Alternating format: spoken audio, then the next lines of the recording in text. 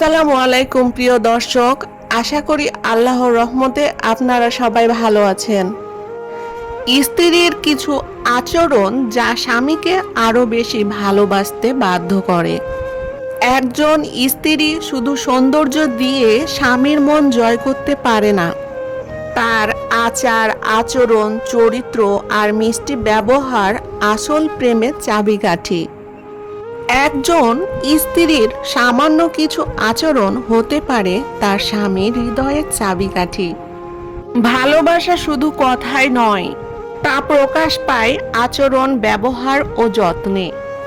ইসলাম আমাদের শিখিয়েছে দাম্পত্য জীবনের ছোট ছোট সুন্দর আচরণ কিভাবে সম্পর্ক গড়ে তোলে আরো মজবুত ও মধুর। আজ জানবো স্ত্রীর সেই বিশেষ কিছু আচরণ যা স্বামীকে বাধ্য করে আরো গভীর ভালোবাসায় আবদ্ধ হতে। নাম্বার 1, স্বামীর প্রতি সম্মান দেখা।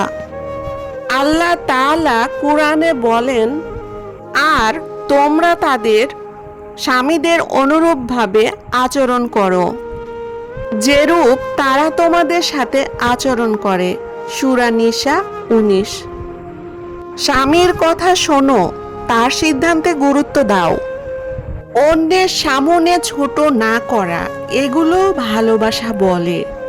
যেমন স্বামী বাড়ি এলে হাসি মুখে অভিনন্দন জানানো, এতে তার মন প্রফুল্ল হয়। নাম্বার 2, কৃতজ্ঞতা প্রকাশ করা। রাসূল সাল্লাল্লাহু আলাইহি ওয়াসাল্লাম বলেছেন, যে স্ত্রী স্বামীর কৃতজ্ঞতা প্রকাশ করে না সে জান্নাতে প্রবেশ করবে না। ইবনে মাজা। ছোট উপহার, সাহায্য বা যত্নের জন্য ধন্যবাদ জানান, স্বামীকে আরো আপন করে তোলে। নাম্বার 3, ঘরকে শান্তির কেন্দ্র বানানো। কুরআনে স্ত্রীকে বলা হয়েছে সাকিনা, অর্থাৎ শান্তির আশ্রম। সূরা রুম 21। ঘরে অযথা কলহ না করে ঘরে সুন্দর পরিবেশ তৈরি করা, এতে স্বামী সবসময় ঘরে ফিরে আসতে স্বস্তি বোধ করে। নাম্বার 4, স্বামীর ইজ্জত রক্ষা করা। রাসূল সাল্লাল্লাহু আলাইহি ওয়াসাল্লাম বলেছেন, স্ত্রী তার স্বামীর অনুপস্থিতিতে তার মান সম্মান ও ধন সম্পদ রক্ষা করবে। তিরমিজি শরীফ। স্বামীর ব্যক্তিগত বিষয় বাহিরের মানুষকে না বলা, তার দুর্বলতা ফাঁস না করা, এতে ভালোবাসা গভীর করে। নাম্বার 5, নিজের সৌন্দর্য ও পরিচ্ছন্নতার জন্য। ইসলামে স্ত্রীকে স্বামীর জন্য সুন্দর ও পরিপাটি থাকার পরামর্শ দেওয়া হয়েছে। হযরত আয়েশা রাদিয়াল্লাহু তাআলা আনহা বলেন, রাসূল সাল্লাল্লাহু আলাইহি ওয়াসাল্লামের জন্য সাজগোজ করতাম যেমন তিনি আমার জন্য করতেন। নাম্বার 6, স্বামীর স্বপ্ন ও কাজে সমর্থন দেওয়া। স্বামী যখন কোনো কাজে ব্যস্ত বা লক্ষ্য অর্জনের চেষ্টা করছে, তাকে তখন উৎসাহ দেওয়া এবং তার জন্য দোয়া করা, এটি তার কাছে স্ত্রীকে অমূল্য করে তোলে। নাম্বার 7, ভালোবাসা প্রকাশ করা। শুধু মনে রেখে নয়, কথায় ও আচরণে ভালোবাসা দেখানো। উদাহরণ, হযরত খাদিজা রাদিয়াল্লাহু তাআলা আনহু সবসময় রাসূল সাল্লাল্লাহু আলাইহি ওয়াসাল্লামকে ভালোবাসা ও সমর্থন দিয়ে গেছেন, এমনকি কঠিন সময়েও তার পাশে থেকেছেন। নাম্বার 8, একসাথে ইবাদত করা।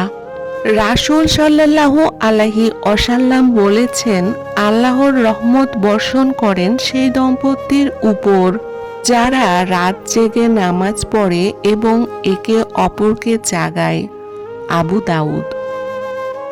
একসাথে নামাজ, দোয়া ও কোরআন তিলাওয়াত দাম্পত্য সম্পর্ককে অত্যাধিকভাবে মজবুত করে।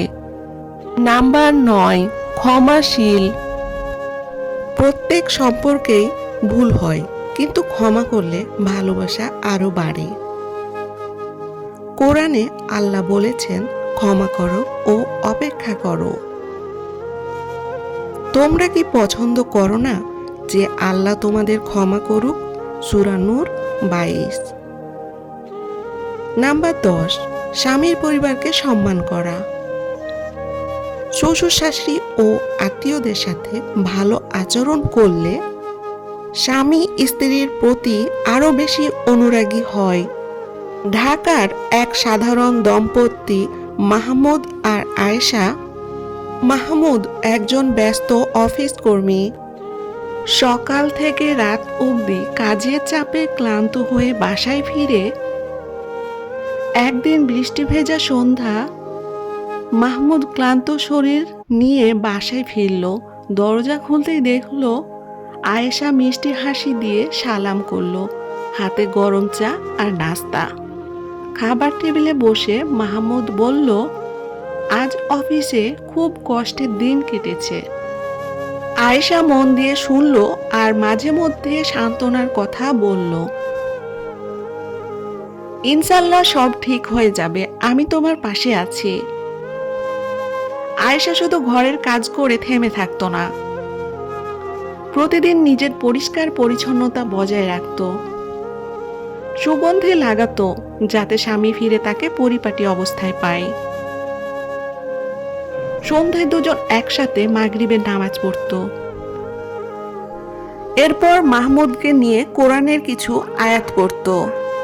কয়েক মাস পর মাহমুদ একদিন বন্ধুদের আড্ডায় বলল, তোমরা জানো আমার স্ত্রী শুধু আমার স্ত্রী নয়, সে আমার সেরা বন্ধু, আমার শান্তির ঠিকানা। আয়েশার এই সম্মান, কৃতজ্ঞতা, ভালোবাসা ও ইবাদতের অংশ। এসবই মাহমুদকে বাধ্য করেছিল তাকে আরো গভীরভাবে ভালোবাসতে। এভাবে তারা দুজন দম্পতি জীবনকে জান্নাতের পথে এগিয়ে নিয়ে যাচ্ছিল। প্রিয় বোন, স্বামী স্ত্রীর সম্পর্ক শুধু একে অপরের ভালোবাসা নয়, বরং একে অপরকে জান্নাতের পথের সঙ্গী করে তোলার দায়িত্ব বটে। আর সম্মান, কৃতজ্ঞতা ও মিষ্টি ব্যবহার ইবাদতের অংশ। এসবই স্বামীকে আরো বেশি ভালোবাসতে বাধ্য করে। আল্লাহ আমাদের সকলের দাম্পত্য জীবনকে ভালোবাসার রহমত ও বরকতে পরিপূর্ণ করুন, আমিন। ভিডিওটা যদি ভালো লেগে থাকে তাহলে লাইক, কমেন্ট ও শেয়ার করবেন।